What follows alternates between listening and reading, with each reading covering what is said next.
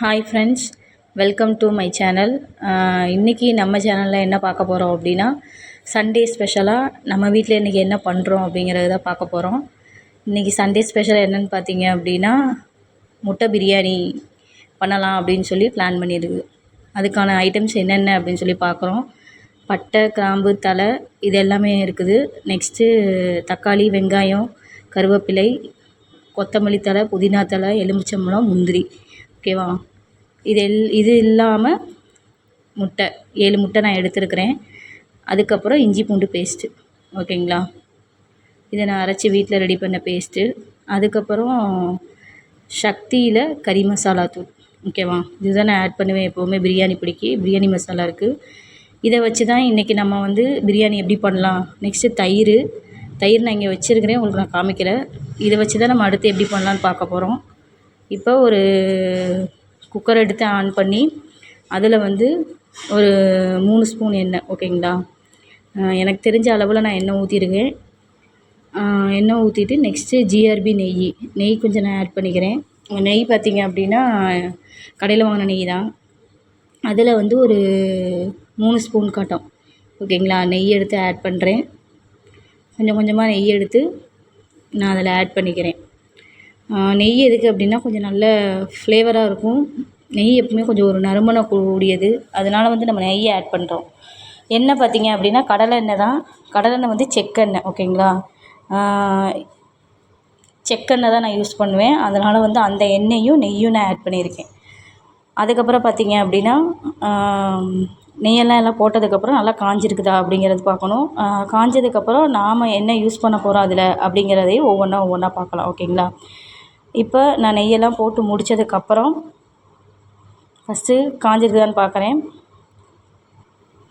எண்ணெய் சூடாகிடுச்சு, காஞ்சிருச்சு அப்படின்னா அதுக்கப்புறம் வந்து நான் பட்டை, கிராம்பு, தலை எல்லாமே வச்சுருக்கேன் பாருங்கள். இது எல்லாத்தையுமே அதில் ஆட் பண்ணுறேன். ஓகேங்களா? இப்போ இதை எல்லாமே அதில் போட்டதும் பொரிஞ்சு வரும். பொரியிற ஸ்டேஜில் இருக்கையில் லைட்டாக கரண்டி வச்சு ஒரு இது பண்ணிவிட்டு அதுக்கப்புறம் என்ன பண்ணணும் அப்படின்னா ஸ்டவ்வை கொஞ்சம் சிம்மில் வச்சுக்கோங்க. ஏன்னா டக்குன்னு தீஞ்சிருச்சு அப்படின்னா ஒன்றும் பண்ண முடியாது, டேஸ்ட்டே மாறிடும். அதுக்கப்புறம் வெங்காயம், கருவேப்பிலை இதெல்லாம் நான் போடுறேன். ஓகேங்களா? வெங்காயம், கருவேப்பிலை இதெல்லாம் போட்டுட்டு நல்லா வதக்கி விட்றேன். இது எல்லா வெங்காயம் நான் வந்து எத்தனை வெங்காயம்னா 3 வெங்காயம் சேர்த்துருக்கேன். ஓகேங்களா? 3 வெங்காயம் அரிஞ்சு நீல வாக்கில் அரிஞ்சு கட் பண்ணி சேர்த்துருக்குறேன்.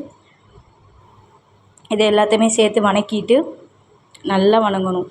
அதாவது பச்சை வாசம் போகிற வரைக்கும், அந்த வெங்காயத்தோடைய நிறம் மாறுற வரைக்கும் நல்லா வதக்கணும். ஒரு மாதிரி ப்ரௌனிஷாக நிறத்தில் வரும். அந்த ஸ்டேஜ் வர வரைக்குமே நல்லா வெங்காயத்தை நல்லா வதக்கணும். இப்போ வந்து ஸ்டவ்வை வந்து நம்ம ஹை ஃப்ளேம்லேயே வச்சுக்கலாம். ஓகேங்களா? நல்லா வெங்காயத்தை நல்லா வதக்கிட்டு நல்லா வதக்கணும். நல்லா வதங்கினதுக்கு அப்புறம் பார்த்திங்க அப்படின்னா நம்ம தக்காளியை ஆட் பண்ணிக்கலாம். ஓகேங்களா? இதை ஆல்ரெடி வதக்கிக்கிட்டே இருக்கையிலே நல்ல ஒரு ப்ரௌனிஷான நிறத்தில் வரும். வதங்கினதுக்கப்புறம் நம்ம வந்து அடுத்த ஸ்டேஜாக தக்காளியை போடலாம். ஓகேங்களா? இப்போ இந்த ஸ்டேஜில் வந்து பார்க்கணும் என்ன ஸ்டேஜில் இருக்குது அப்படின்னு. ஓகே, நல்லா பொன்னிறமாக வந்துடுச்சு அப்படின்னா அடுத்து வந்து நம்ம தக்காளியை ஆட் பண்ணிக்கலாம். இப்போ தக்காளி எடுத்து போட்டாச்சு. ஓகேங்களா? தக்காளி எடுத்து போட்டு தக்காளியுமே நல்லா ஆட் பண்ணணும். ஆட் பண்ணி தக்காளி நல்லா மையாக நல்லா ரெண்டுமே மிக்ஸ் ஆகி அதோடைய ஸ்டேஜ் வந்து கலரே சேஞ்ச் ஆகிற அளவுக்கு நல்லா வதக்கணும். ஓகேங்களா?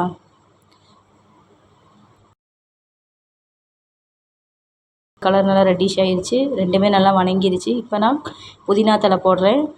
புதினா தழை போட்டு புதினா தழை நல்லா கழுவிட்டு புதினா தழை ஆட் பண்ணுறேன். புதினாவை நல்லா வதங்கிட்டு அந்த புதினாவோட பச்சை ஸ்மெல் போகிற வரைக்குமே நல்லா வதங்கணும். ஓகேங்களா? அதே மாதிரி அடி பிடிக்காத அளவுக்கு வதக்குங்க. எந்த அளவுக்கு அடி பிடிக்காத மாதிரி செய்கிறீங்களோ லாஸ்ட்டாக விசில் வரையில் அடி பிடிக்காது. ஓகேங்களா? அடி பிடிக்காத அளவுக்கு வதக்கணும். நல்லா வதங்கினதும் அப்படியே கிண்டிகிட்டே இருந்தீங்கன்னா நல்லா வதங்கிடும். அதுக்கப்புறம் பார்த்திங்க அப்படின்னா இஞ்சி பூண்டு நான் வீட்டிலே அரைச்சி வச்ச இஞ்சி பூண்டு பேஸ்ட்டை ஆட் பண்ணுறேன். அதையும் ஆட் பண்ணது இஞ்சி பூண்டு பேஸ்ட்டு போட்டதுமே அது ஒரு ஸ்மெல் கொடுக்கும். நம்ம பிரியாணிக்குன்னு பார்த்திங்க அப்படின்னா இஞ்சி பூண்டு பேஸ்ட்டு தான் நல்ல ஒரு டேஸ்ட்டை கொடுக்கும். ஓகேங்களா? அது எந்த அளவுக்கு போடுறோமோ அந்த அளவுக்கு வந்து அடுத்து வந்து தயிரை ஆட் பண்ணுறேன். ஓகேங்களா? தயிர் வந்து நான் சின்ன பாக்கெட்டாக வாங்கியிருக்கிறதுனால அதில் எனக்கு தேவையான அளவுக்கு தயிர் ஊற்றிக்கிறேன். தயிர் நல்லா மிக்ஸ் ஆனதும் அதனுடைய தயிருடைய எஃபெக்ட்ஸ்லாம் நல்லா இறங்குனதுக்கப்புறம் லைட்டாக மஞ்சத்தூள் சேர்த்துக்கிறேன். மஞ்சத்தூளையும் நல்லா மிக்ஸ் பண்ணி தயிர், மஞ்சத்தூள் இது எல்லாமே நல்லா ஆட் ஆயிடணும். அதுக்கப்புறம் பார்த்திங்கன்னா பிரியாணி பொடி. ஓகேங்களா? நான் சக்தியில் வாங்கிட்டு வச்சுருக்க பிரியாணி பொடி தேவையான அளவுக்கு எனக்கு எந்த அளவுக்கு காரம் வேணுமோ அந்த அளவுக்கு நான் அதில் சேர்த்து ஆட் பண்ணிக்கிறேன். இது எல்லாமே நல்லா மிக்ஸ் ஆகணும். ஓகேங்களா? மிக்ஸ் ஆனதும் நான் 2 சொம்பு அளவு தண்ணி ஊற்றுறேன். ஓகேங்களா? அதாவது 1/4 படி உலக்கில் நான் 1 உலக்கு. ஓகேங்களா? 1 உலக்குக்கு 1 சொம்பு தண்ணி. நான் 2 உலக்கு எடுத்துருக்கனால 2 சொம்பு தண்ணி எடுத்துக்கிறேன். ஓகேங்களா? தண்ணி போட்டு தேவையான அளவு உப்பு இது எல்லாமே நான் ஆட் பண்ணிவிட்டு ஓகேங்களா? இது எல்லாமே நான் ஆட் பண்ணிவிட்டேன். ஆட் பண்ணதுக்கப்புறம் கொதிக்க ஆரம்பிச்சிருச்சு. ஓகேங்களா? ஒரு 10 நிமிஷத்துலேயே கொதிச்சிருச்சு. கொதிச்சதுக்கப்புறம் நான் ஊற வச்சுருந்த அரிசியை எடுத்து மிக்ஸ் பண்ணுறேன். அரிசி ஃபுல்லாமே நான் மிக்ஸ் பண்ணது நான் சாதாரணமாக வீட்டுக்கு யூஸ் பண்ணுற அரிசி தான் எடுத்திருக்கேன். பாஸ்மதி ரைஸ் இந்த மாதிரிலாம் எதுவும் எடுக்கல. நார்மல் அரிசி தான் எடுத்து நான் யூஸ் பண்ண ஆரம்பிச்சிருக்கேன். அதுக்கப்புறம் அரிசி நல்லா போட்டுட்டு கொஞ்சம் இதானதுக்கப்புறம் ஒரு அரை எலுமிச்சம்பழம் நான் எடுத்து போடுறேன். மறுபடியுமே கொதித்ததுக்கப்புறம் முட்டை. ஓகேங்களா? முட்டையை போட்டுட்டு மிக்ஸ் பண்ணிவிட்டு கொத்தமல்லி தலையையும் தூவி இறக்கி ஓகேங்களா? அதையுமே நல்லா மிக்ஸ் பண்ணிவிட்டு குக்கர் போட்டு மூடி வச்சு விசில் விட்டுறேன். ஓகேங்களா? விசில் வந்து ஒரு 2 விசில் வருது. 2 விசில் வந்ததுக்கப்புறம் மோஸ்ட்லி 2 விசில் விட்டாலே போதும். இதுவே வந்து கரெக்டான ஸ்டேஜில் இதாயிரும். வந்ததுக்கப்புறம் மறுபடியும் ஏரை எடுத்து ஓப்பன் பண்ணிவிட்டு பார்த்தோம்னா நம்மளுடைய முட்டை பிரியாணி ரெடி. ஓகேங்களா?